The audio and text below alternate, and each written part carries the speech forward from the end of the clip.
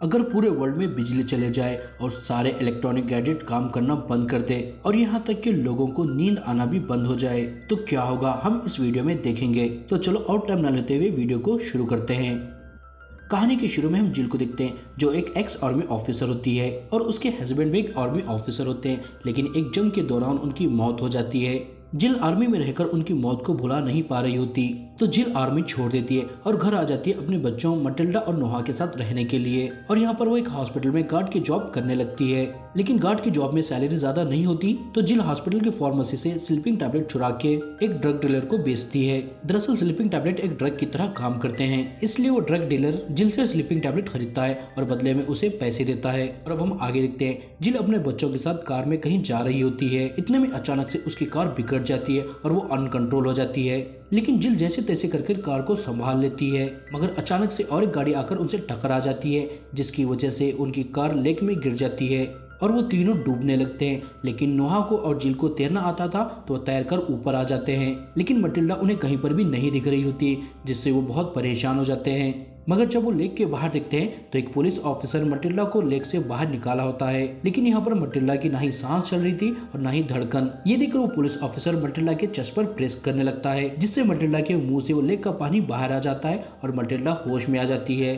और इतने में अब जिल भी भागकर उसके पास आ जाती है और वो ऑफिसर मटिल्डा को उसे हॉस्पिटल ले जाने को कहता है। और जिल के सिर पर भी चोट लगी होती है तो वो उसे भी हॉस्पिटल जाकर टाके लगवाने कहता है। ये सुनकर जिल अपने दोनों बच्चों को लेकर हॉस्पिटल चली जाती है और वहाँ पर वो देखती है हॉस्पिटल में अचानक से बहुत सारे एक्सीडेंट के पेशेंट आ रहे होते हैं। यहाँ तक कि हॉस्पिटल में जो पेशेंट कोमा में थे वो भी जाग गए होते हैं, जो बहुत अजीब होता है। और यहाँ पर हॉस्पिटल में लोगों को लगता है शायद उन पर कोई टेररिस्ट अटैक हुआ है, लेकिन जिल इन सब बातों को इग्नोर करती है और अपना ट्रीटमेंट करके घर वापस आ जाती है। और अब यहाँ पर रात हो जाती है तो जिल सुबह का 6 बजे का अलार्म रख के सोने लगती है, लेकिन यहाँ पर उसे नींद नहीं आ रही होती तो वो योगा करती है और फिर से सोने की कोशिश करती है, लेकिन फिर भी उसे नींद नहीं आ रही होती तो फिर से वो उठकर मेडिटेशन करती है और जाकर सोने लगती है, फिर भी उसे नींद नहीं आ रही होती तो वो अपने बच्चों के पास जाती है जहाँ पर मटिल्डा सो रही होती है, लेकिन नोहा को भी नींद नहीं आ रही होती तो वो टूटते हुए तारों को देखते हुए बैठा हुआ होता है। लेकिन जब जिल दिखती है तो तारे नहीं बल्कि सैटेलाइट्स गिर रहे होते हैं। ये देखकर वो दोनों हैरान होते हैं। ये देखकर जिल आखिर हो क्या रहा है जानने के लिए बाहर जाती है, जहाँ पर वो देखती है कोई भी सोया हुआ नहीं होता। रोड पर सब लोग फिर रहे होते हैं और बाकी लोग रोड पर ही आकर पार्टी कर रहे होते हैं। ये देखकर जिल को कुछ भी समझ में नहीं आता। इतने में उसके पास वही ड्रग डीलर आता है जिसे जिल स्लीपिंग टैबलेट बेचती है और वो उसे बोलता है पूरे लोग पागल हो गए हैं और बहुत सारा ड्रग खरीदने के लिए भी तैयार है, इसलिए तुम अभी मुझे बहुत सारे स्लीपिंग टैबलेट दोगी तो मैं तुम्हें उसके डबल पैसे दूंगा। ये सुनकर जिल को भी लाला जाता है तो फिर से हॉस्पिटल के फार्मेसी में जाती है और टैबलेट चुराने लगती है।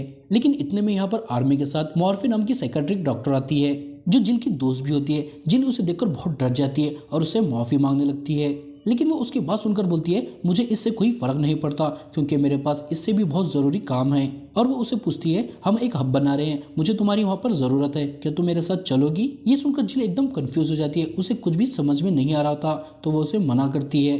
ये सुनकर वो डॉक्टर उसे कुछ नहीं बोलती। इतने में यहाँ पर एक ब्रांड नामी लड़का आता है तो मॉर्फी उसे हब का एड्रेस देती है ताकि वो उसकी फैमिली को वहाँ पर ला सके और यहाँ से चली जाती है। उसके जाने के बाद जिल ब्रांड से पूछती है आखिर चल क्या रहा है, सब इतना अजीब बिहेव क्यों कर रहे हैं? ये सुनकर वो उसे बोलता है पूरी दुनिया में क्योस मचा है, कोई भी इलेक्ट्रॉनिक चीजें काम नहीं कर रही और किसी को भी नींद भी नहीं आ रही है। और वो उसे बोलता है हम इलेक्ट्रिसिटी तो लेकर आएंगे, लेकिन हम 4 से 5 दिन नहीं सो गए तो हम सब मारे जाएंगे। ये सुनकर वो उसे बोलती है ये सबके साथ नहीं हो रहा, अब जो आर्मी आई थी वो तो कार में ही आई थी ना।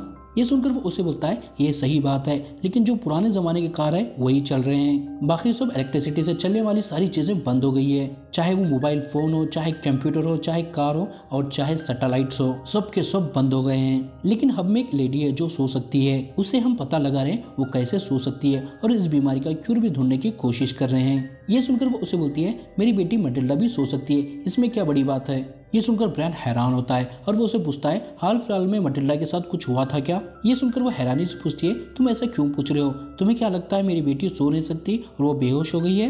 ये सुनकर वो बोलता है अब फिलहाल बेहोशी जैसा कुछ नहीं है, या तो इंसान जाग रहा है या तो वो मर चुका है। ये सुनकर जिल डर जाती है कहीं उसकी बेटी को कुछ हुआ तो नहीं, तो भागकर अपने घर जाती है और मटिल्डा के कमरे में जाकर उसे ढूंढने लगती है, लेकिन मटिल्डा अपने कमरे में नहीं होती, जो देखकर जिल डर जाती है। और इतने में यहाँ पर नोहा आ जाता है। तो वो उससे पूछती है मटिल्डा कहाँ पर है। ये सुनकर नोहा उसे बताता है मटिल्डा हमारी ग्रैंड माँ के साथ चर्च गई है। ये सुनकर जिल नोहा को लेकर चर्च जाने लगती है, लेकिन इतने में यहाँ पर ब्रायन आ जाता है। वो जानना चाहता था क्या सच में मटिल्डा सो सकती है, और वो जिल से पूछता है क्या तुम्हारी बेटी सच में सो गई थी। ये सुनकर जिल उसे झूठ बोलती है, नहीं मटिल्डा नहीं सो गई थी, वो तो मेरे साथ मस्ती कर रही थी।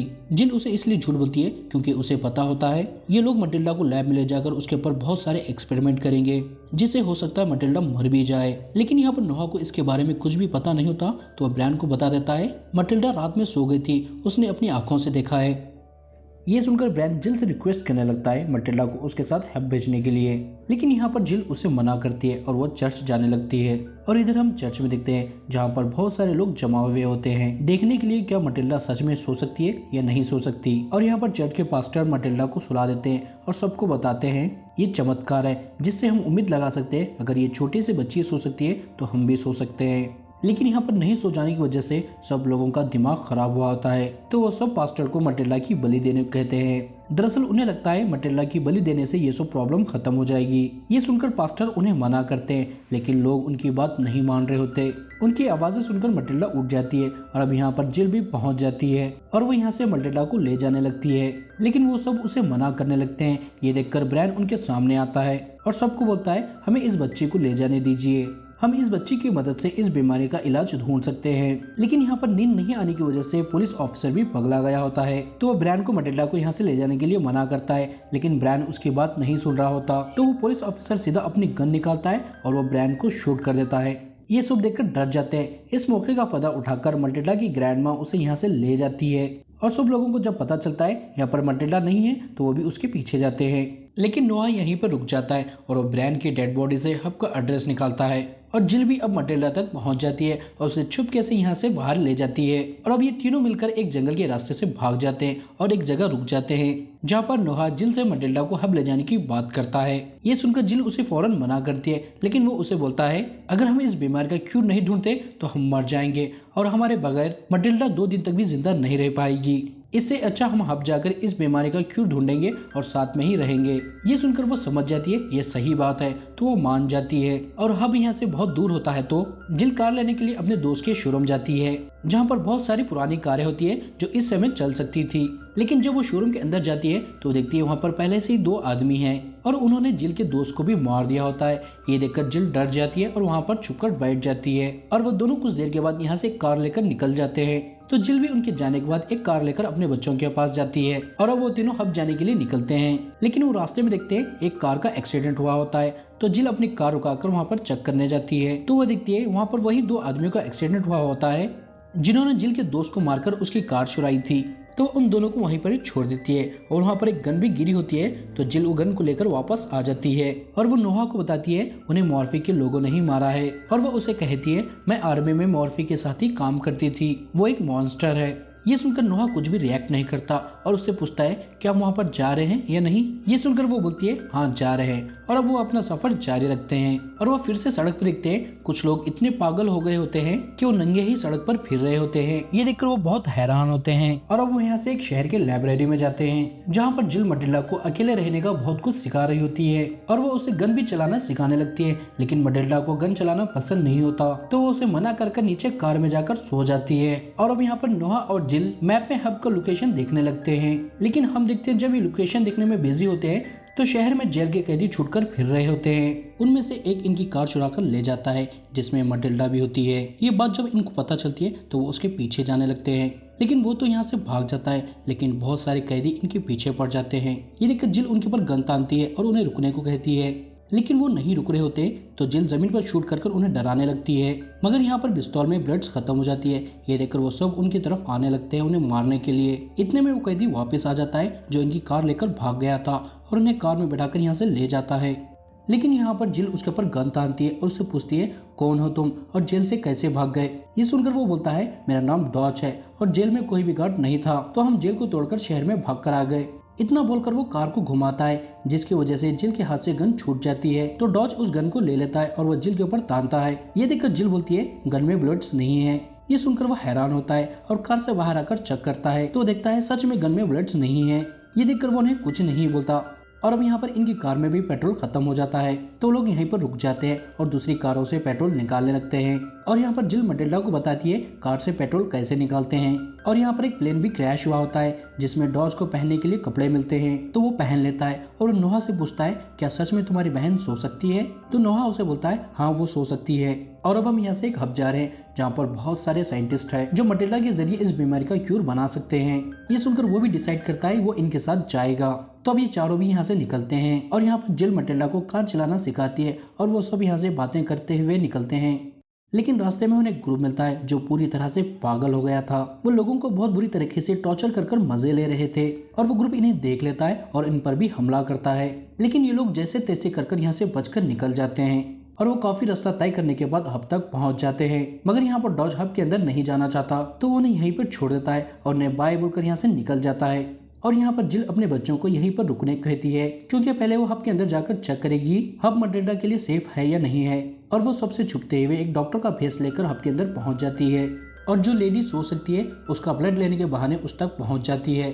और जब यहाँ पर वो लेडी देखती है तो वो सही होती है क्योंकि ये लोग वो लेडी के ऊपर बहुत सारे एक्सपेरिमेंट कर रहे होते हैं जिसकी वजह से वो लेडी पूरी अधमरी हो जाती है।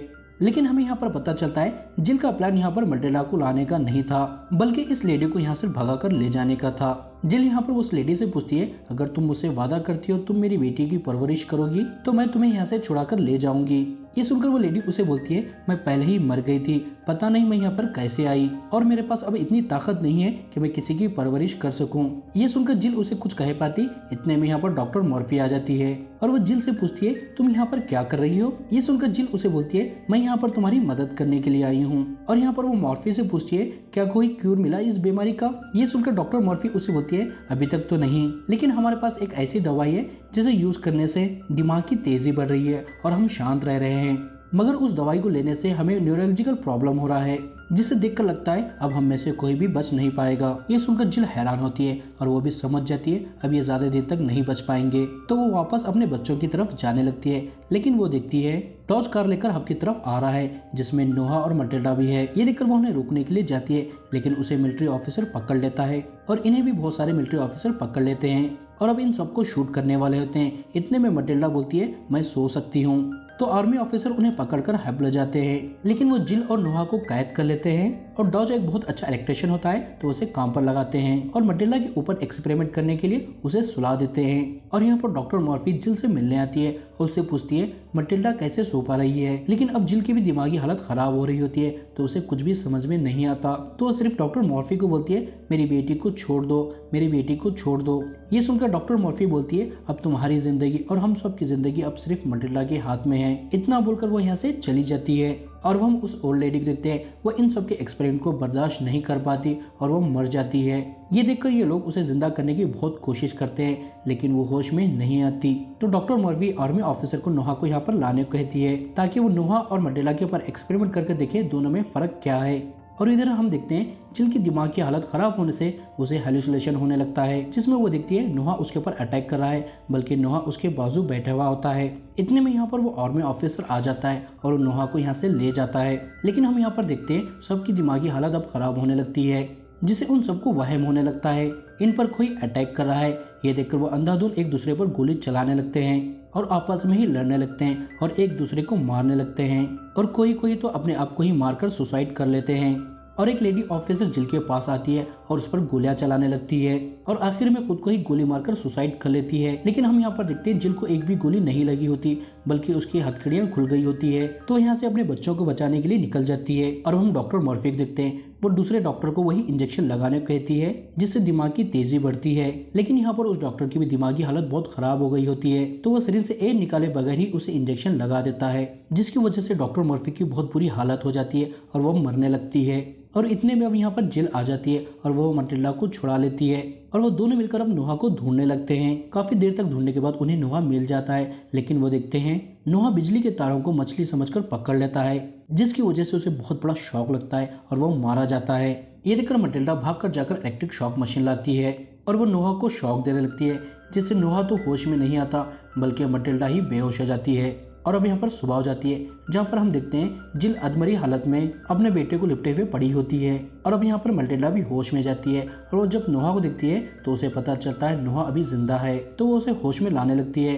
तो अब यहाँ पर नोहा भी ठीक हो जाता है और वो होश में आ जाता है, लेकिन अभी भी जिल की हालत बहुत खराब हुई होती है, तो वो उसे यहाँ से ले जाने लगते हैं क्योंकि अब वो समझ जाते हैं अब उनकी मॉम नहीं बच पाएगी। मगर जब मटिल्डा की नजर इलेक्ट्रिक शॉक मशीन पर पड़ती है तो वो समझ जाती है पूरा माजरा। तो वो जाकर नोहा को बताने लगती है हमें सोने के लिए पहले हमें मरना होगा। ये सुनकर नोहा को कुछ भी समझ में नहीं आ रहा होता, तो मटिल्डा उसे समझाती है जब मैं लेक में गिर गई थी तो मेरी सांस और धड़कन दोनों बंद हो गई थी, लेकिन जैसे ही वो ऑफिसर ने मेरे हार्ट पर प्रेस किया तो मैं होश में आ गई। और तुम्हें भी इलेक्ट्रिक वायरों को पकड़ने से बहुत बड़ा शॉक लगा था, जिसकी वजह से तुम्हारी सांसें और तुम्हारी धड़कन भी बंद हो गई थी, लगभग तुम मर चुके थे। लेकिन जब मैंने तुम्हें इलेक्ट्रिक शॉक दिया तो तुम्हारी सांसें और धड़कनें फिर से चालू हो गई और तुम बेहोश हो गए, इसका मतलब तुम भी सो गए। इससे वो समझ जाते हैं दुनिया में सबकी लाइफ हैंग हो गई है। मतलब अगर हमारा फोन या कंप्यूटर हैंग होता है तो हम क्या करते हैं, हम हमारे फोन को या कंप्यूटर को ऑफ करके ऑन करते हैं, जिसकी वजह से वह हैंग चला जाता है। ऐसे ही इस दुनिया में सोने के लिए या बचने के लिए पहले हमें मरना होगा। ये समझने के बाद वो जिल को एक लेक के पास ले जाते हैं और वो उसे उसमें डुबा देते हैं जब तक जिल की सांस और धड़कन बंद ना हो जाए। और जैसे ही जिल की धड़कन और सांस बंद हो जाती है तो उसे बाहर निकालते हैं और उसके चेस्ट पर प्रेस करने लगते हैं, जिसकी वजह से वो भी होश में आ जाती है और ये मूवी यहाँ पर ख़त्म हो जाती है। आई होप दोस्तों आपको ये मूवी और मेरा एक्सप्लेनेशन पसंद आया होगा। आया है तो वीडियो को लाइक करें और ऐसे ही अच्छे मूवीज़ और सीरीज का एक्सप्लेनेशन सुनने के लिए हमारे चैनल को सब्सक्राइब करें और साथ ही साथ हमें कमेंट कर बताएं आप अगली कौन सी मूवी या सीरीज सुनना चाहते हैं। तो बस इस वीडियो में इतना ही, अब मिलूंगा आपको मैं अगले वीडियो में। जब तक टाटा बाय बाय।